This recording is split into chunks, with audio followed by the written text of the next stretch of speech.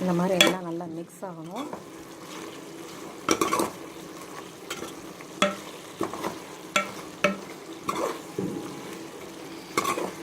ஓரளவுக்கு கறி வதங்கிடுச்சு, கொஞ்சம் கலரே மாறிடுச்சு. இப்போ வந்து நம்ம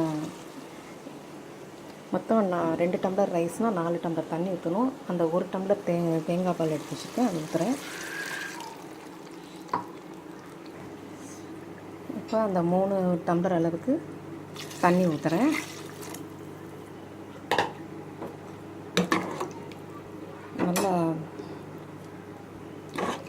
நல்லா மிக்ஸ் பண்ணிவிட்டு மீடியம் ஃப்ளேமில் வைக்கணும்.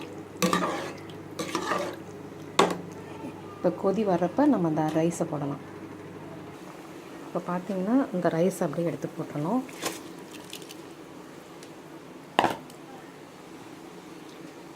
நல்லா மிக்ஸ் பண்ணி விட்டுக்கணும். மீடியம் ஃப்ளேமில் வேக வைக்கணும். அப்புறம் கொஞ்சம் வெந்த பிறகு நம்ம சிம்மில் வச்சு தம் கட்டிடணும்.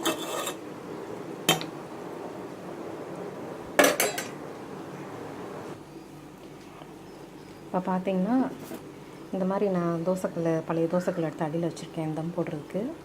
இந்த சாதம்லாம் பார்த்திங்கன்னா ஓரளவுக்கு வெந்துருச்சு.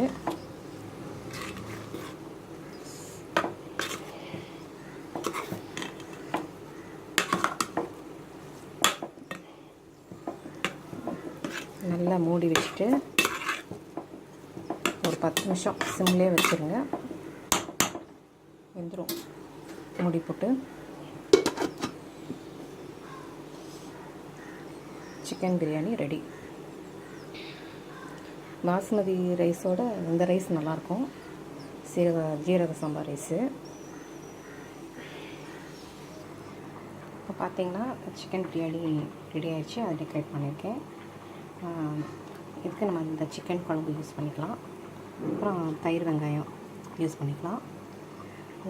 எப்படி இருக்குன்னு பார்த்துட்டு உங்கள் கமெண்ட்ஸ் அனுப்புங்க. தேங்க்யூ.